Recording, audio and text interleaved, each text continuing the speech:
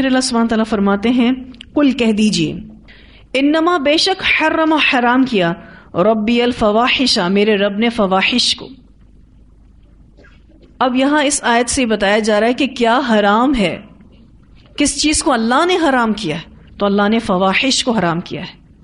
ما ظہر منہا وما بطن، جو ظاہر ہو اس میں سے اور جو چھپا ہوا ہو.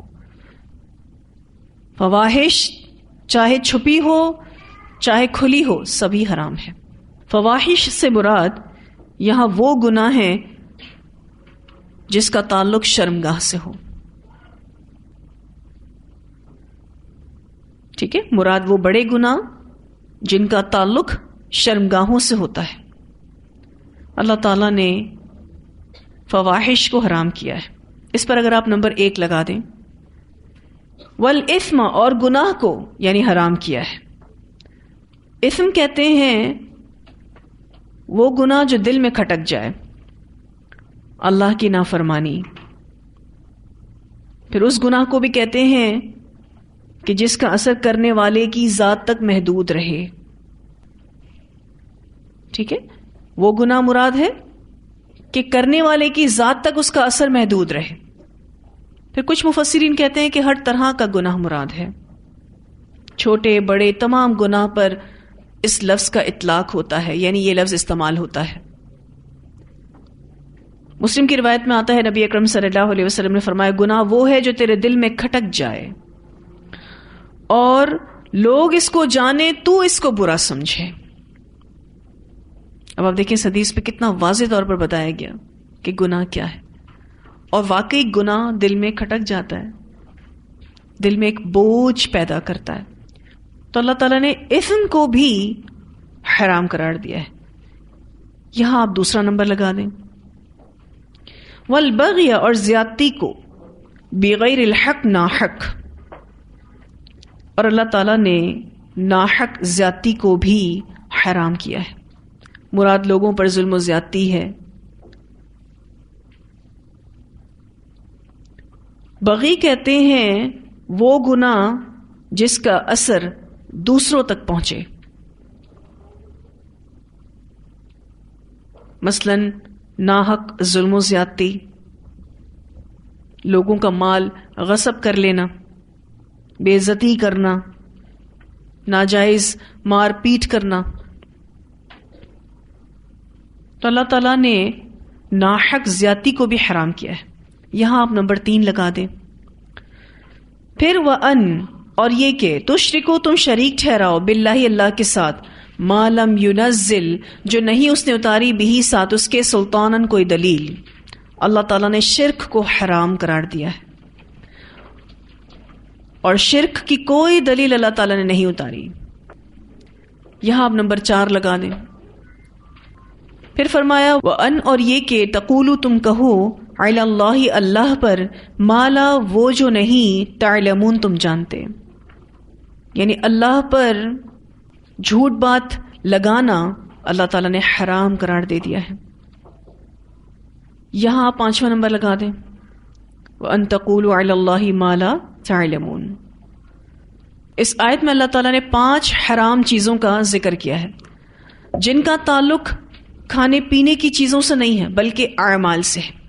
سب سے پہلے بے حیائی کا ذکر کیا گیا ہے کیونکہ حضرت آدم علیہ السلام کے قصے سے یہ ٹاپک چلا آ رہا ہے کہ کس طرح شیطان نے آدم اور حوا کو بے لباس کیا. پھر مشرکین کے ذکر میں بتایا گیا کہ وہ کس طرح سے برہنہ طواف کیا کرتے تھے.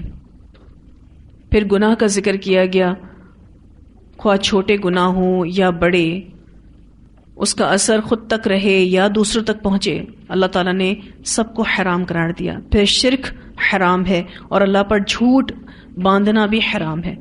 اللہ پر جھوٹ باندھنا کیا ہے؟ مثلا یہ کہنا کہ نعوذ باللہ اللہ کی اولاد ہے، یا اللہ تعالیٰ نے فلاں چیز کو حرام قرار دیا ہے گو کہ حرام نہ کیا ہو.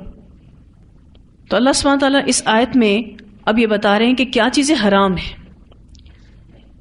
یہاں جو بغی کی بات آئی، والبغی بغیر الحق، میں نے بتایا آپ کو کہ مراد اس سے ناحق زیادتیاں ہیں.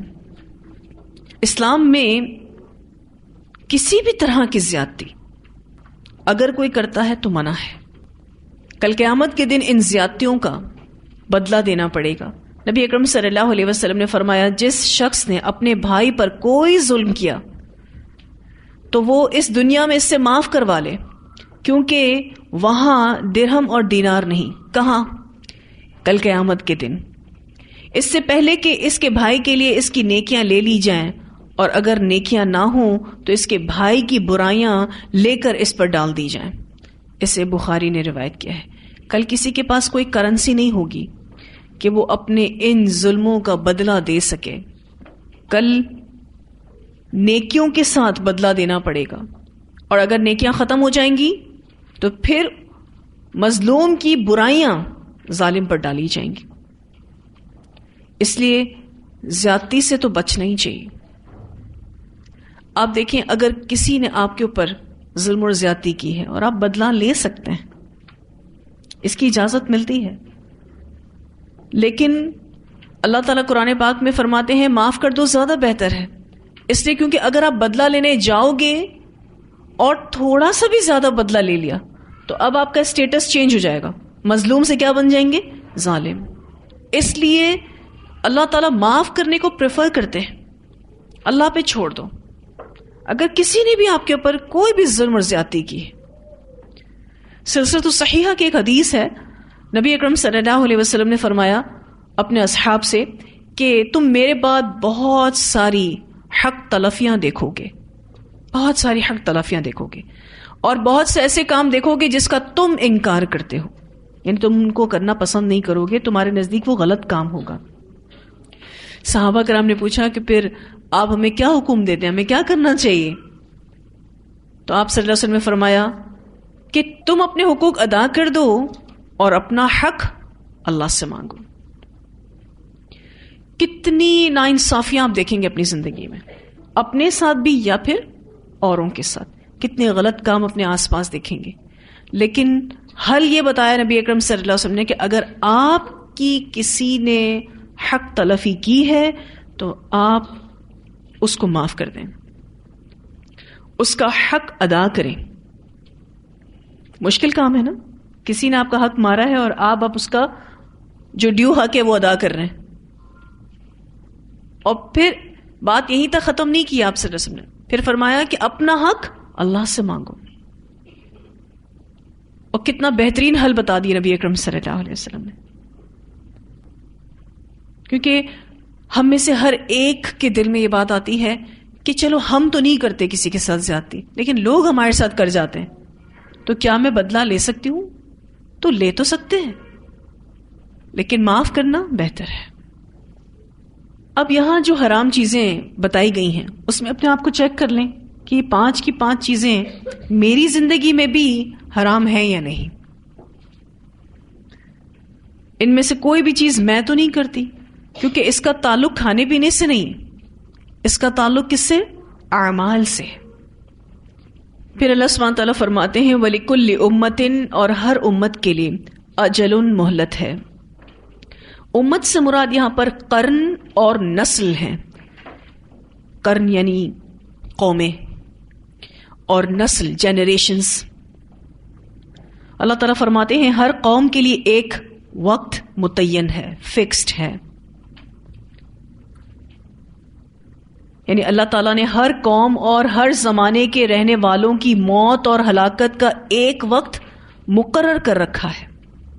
فَإِذَا، پھر جب جاء اجلہم، آ جاتی ہے ان کی مقررہ مدت، لا یستأخرون ساعۃ، نہ وہ دیر کر سکتے ہیں ایک گھڑی، ولا یستقدمون، اور نہ وہ آگے بڑھ سکتے ہیں.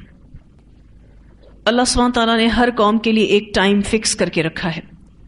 یا تو ان کو عذاب کے ساتھ ایک ساتھ ہلاک کر دیا جاتا ہے، یا پھر وہ طبعی موت مر جاتے ہیں. جب یہ اجل آ جائے گی تو نہ ایک لمحے کی دیر ہو سکتی ہے اور نہ جلدی. اب یہاں جو تقدیم کی بات ہوئی ہے نا کہ عذاب جلدی بھی نہیں آ سکتا، حالانکہ یہ بات صرف اور صرف لگتا ہے تاکید کے لیے آئی ہے اللہ تعالیٰ جب کہتے ہیں کہ ایک ٹائم فکسڈ ہے تو جلدی آنے کا تو سوال ہی پیدا نہیں ہوتا. تو عذاب کے وقت میں تقدیم اور تاخیر ناممکن ہے. اس آیت میں تقدیم کا لفظ تاخیر ہی کی تاکید ہے، کیونکہ جب اجل آ گئی تو تقدیم کا سوال ہی پیدا نہیں ہوتا. اللہ تعالیٰ نے ایک ٹائم فکس کر کے رکھا ہے نا. تو یہ کہنا صحیح ہے نا کہ دیر نہیں ہوگی، عذاب دیر سے نہیں آئے گا، لیکن جلدی آنے کی بات صرف اور صرف دیر سے آنے کی بات کے لیے تاکیدن کہی گئی ہے. دیکھیں، جب آپ کسی بھی چیز کا ٹائم فکس کر لیتے ہیں، آپ کہتے ہیں یہ ٹائم میں نے طے کر لیا ہے، اس سے تاخیر نہیں ہوگی، تو بات سمجھ میں بھی آتی ہے. آپ کہیں میں ٹائم سے پہلے بھی نہیں آؤں گی، تو یہ کہنا ضروری تو نہیں ہے. ہاں، یہ بات آپ تب کہیں گی جب آپ لیٹ آنے کی بات میں تاکید پیدا کرنا چاہتی ہیں. آپ کہتے ہیں کہ جو ٹائم دیا ہے میں اسی ٹائم پر آؤں گی، لیٹ بھی نہیں ہوں گی اور میں اس سے پہلے بھی نہیں آؤں گی. سمجھ آئیے؟ تو یہاں اللہ سبحانہ تعالیٰ نے یہ بتانا چاہا ہے کہ عذاب کے وقت تقدیم اور تاخیر ناممکن ہے. ٹھیک ہے، لیکن اس آیت میں جو تقدیم کا لفظ آیا نا، یہ تاخیر کی تاکید ہے، کیونکہ جب اجل آ گئی، جب ایک ٹائم فکس کر لیا گیا ہے تو تقدیم کا تو سوال ہی پیدا نہیں ہوتا. ٹھیک ہے جی. اب آپ دیکھیے، اللہ تعالیٰ نے ہر قوم کے پاس اپنا پیغمبر بھیجا ہے. جب کسی قوم کی طرف رسول آتا ہے تو ایک مقررہ مدت تک اس قوم کو مہلت دی جاتی ہے کہ وہ اس مدت مہلت سے فائدہ اٹھاتے ہوئے اپنے رسول کی دعوت کو ایکسیپٹ کر لے اور صحیح راستے پر آ جائے. اور اس مقررہ مدت کے دوران اس قوم کی نافرمانیوں کو بھی نظر انداز کیا جاتا ہے. کیوں نظر انداز کیا جاتا ہے؟ کیونکہ ان کے پاس ابھی مہلت باقی ہوتی ہے، عذاب نہیں آتا. اور جب عذاب آ جائے گا تو پھر نہ اس میں تاخیر ہوگی اور نہ ہی جلدی ہوگی. اب نبی اکرم صلی اللہ علیہ وسلم کو کفار کا سامنا تھا، ان کو بھی مہلت ملی ہوئی تھی. یہ کتنے سرکش ہو رہے تھے، آپ صلی اللہ علیہ وسلم کو کتنا پریشان کر رہے تھے. تو اہل ایمان کے دل میں یہ سوال آتا تھا کہ اللہ عذاب کیوں نہیں بھیجتا، کیوں اللہ تعالیٰ ان کو ہلاک اور برباد نہیں کر دیتا، کیوں اللہ تعالیٰ ان کو اتنی ڈھیل دے رہا ہے. تو اللہ سبحانہ تعالیٰ نے اس کا جواب دیا ہے، وَلِكُلِّ أُمَّةٍ أَجَلٌ، ہر قوم کے لیے ایک وقت متعین ہے. فَإِذَا جَاءَ أَجَلُهُمْ، پھر جب ان کی اجل آ جائے گی، لَا يَسْتَأْخِرُونَ سَاعَةً، نہ وہ دیر کر سکتے ہیں ایک گھڑی، ایک سیکنڈ، وَلَا يَسْتَقْدِمُونَ، اور نہ وہ آگے بڑھ سکتے ہیں. پھر اللہ سبحانہ تعالیٰ فرماتے ہیں، یا بنی آدم، اے بنی آدم. خطاب دوبارہ ہم سے ہے. اور کیوں یہ انداز اختیار کیا گیا ہے؟ کیونکہ قصہ آدم ابھی گزرا ہے. تو اللہ سبحانہ تعالیٰ اولاد آدم سے مخاطب ہیں، یا بنی آدم. اتنا خوبصورت انداز ہے، سبھی کو اللہ تعالیٰ نے مخاطب کیا ہے. اما، اگر یأتینکم، آئیں تمہارے پاس، رسول، کچھ رسول، منکم، تم میں سے، یقصون، جو بیان کرتے ہیں، علیکم، تم پر، آیاتی، میری آیات. آیاتی سے مراد احکامات ہیں. فمن اتقا، تو جو کوئی تقوی اختیار کرے، واصلح، اور اصلاح کرے. تقوی اختیار کرے یعنی ایمان لا کر ڈرتا رہے، محرمات کو ترک کر دے. واصلح، اور اصلاح کرے یعنی اپنی حالت کو درست رکھے، اللہ کی اطاعت بجا لائے. فلا خوف علیہم، تو نہیں کوئی خوف ان پر کوئی خوف نہیں ہوگا. یاد رکھیے گا، خوف ہمیشہ مستقبل کو لے کر ہوتا ہے. ولا هم يحزنون، اور نہ وہ غمگین ہوں گے، ان پر کوئی غم بھی نہیں آئے گا، اور غم ماضی کا ہوتا ہے. اللہ سبحانہ تعالیٰ یہاں فرماتے ہیں، جو ایمان لا کر ڈرتا رہے اور اپنی حالت درست رکھے، یعنی محرمات کو ترک کر دے، جو چیزیں اللہ نے حرام قرار دی ہیں اس کو چھوڑ دے اور اللہ کی اطاعت کرتا رہے، تو دوبارہ جنت کا حاصل کرنا اس کے لیے کچھ مشکل نہیں ہوگا، کیونکہ یہی ٹاسک لے کر اس دنیا میں انسان کو بھیجا گیا ہے نا، کہ اب یہاں محنت کرو، نیک عمل کرو اور اپنے لیے جنت کا حصول آسان بناؤ۔ اللہ سبحانہ تعالیٰ فرماتے ہیں فلا خوف علیہم، انہیں اپنے مستقبل کے بارے میں کوئی فکر نہیں ہوگی، کیوں؟ ان کو جنت ملے گی، ولا ہم یحزنون، اور وہ غمگین بھی نہیں ہوں گے، یعنی انہیں دنیا میں گزاری ہوئی زندگی پر کچھ افسوس اور ندامت نہیں ہوگی، جو کچھ بھی پیچھے چھوٹ گیا اس کا کوئی غم نہیں ہوگا، اور آگے کیا ملنے والا ہے اس کا کوئی ٹینشن بھی نہیں ہوگا۔ فلا خوف علیہم ولا ہم یحزنون، یعنی جنت کا حصول ان کے لیے آسان ہو جائے گا۔ یہاں آپ دیکھیں تو اس آیت میں اور اس کے بعد جو آیت آ رہی ہے اس میں وہی موضوع دہرایا جا رہا ہے جو ہم سورۃ البقرہ کی آیت نمبر 38 اور 39 میں پڑھ چکے ہیں۔ وہاں پر بھی اللہ تعالیٰ نے آدم اور حوا کو دنیا میں بھیجنے کے حکم کے بعد یہ حکم جاری کیا تھا۔ اللہ سبحانہ تعالیٰ فرماتے ہیں قُلْ اهْبِطُوا مِنْهَا جَمِيعًا فَإِمَّا يَأْتِيَنَّكُم مِّنِّي هُدًى فَمَن تَبِعَ هُدَايَ فَلَا خَوْفٌ عَلَيْهِمْ وَلَا هُمْ يَحْزَنُونَ وَالَّذِينَ كَفَرُوا وَكَذَّبُوا بِآيَاتِنَا أُولَٰئِكَ أَصْحَابُ النَّارِ هُمْ فِيهَا خَالِدُونَ۔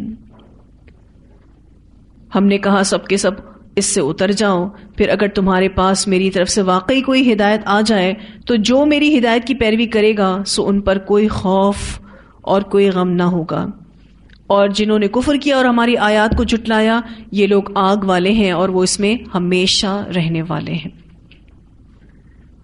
یہاں بھی یہی بات ہو رہی ہے۔ ایکچولی اس آیت میں یہ بتایا جا رہا ہے کہ جنت کا دوبارہ حصول کیسے ممکن ہوگا۔ دو کام کرنے ہیں، اتقوا و اصلح۔ تقوی اور اصلاح کو خوف اور غم کا علاج بتایا جا رہا ہے، اور آپ کو پتہ ہے یہ خوف اور غم دو ایسی چیزیں ہیں جو انسان کو اندر سے کھوکھلا بنا دیتی ہیں۔ تو دو بیماریوں کا علاج بتایا جا رہا ہے دو اعمال سے، فمن اتقى واصلح فلا خوف علیہم ولا هم يحزنون۔ پھر اللہ سبحانہ تعالیٰ فرماتے ہیں والذین کذبوا بآیاتنا، اور وہ لوگ جنہوں نے جھٹلایا ہماری آیات کو، واستکبروا عنہا، اور تکبر کیا ان سے، اولئک اصحاب النار، یہی لوگ آگ والے ہیں، ہم فیہا خالدون، وہ اس میں ہمیشہ رہنے والے ہیں۔ اللہ کے احکامات کے سامنے اپنی مرضی چلائی، واستکبروا عنہا، اپنے دل کی باتیں سنی۔ ہم اس طرح کی آیتیں پڑھتے ہیں تو ہمیں ایسا لگتا ہے کہ ہم کہاں تکبر کرتے ہیں، ہم تو بڑے عاجز لوگ ہیں۔ پھر جب ہم نماز کے ٹائم پر ساتر لباس نہ پہنیں، یعنی ہمارا لباس عین شریعت کے مطابق نہ ہو، ہم حجاب میں کوتاہی کریں صرف اور صرف اپنے دل کی بات سن کر، مسجدوں کے تقدس کو پامال کریں، تو یہ تکبر نہیں تو اور کیا ہے؟ یعنی اپنی مرضی چلانا، جو میرا دل چاہے گا میں وہ کروں گی، اس طرح کا لائف سٹائل اپنانا، یہ تکبر ہے۔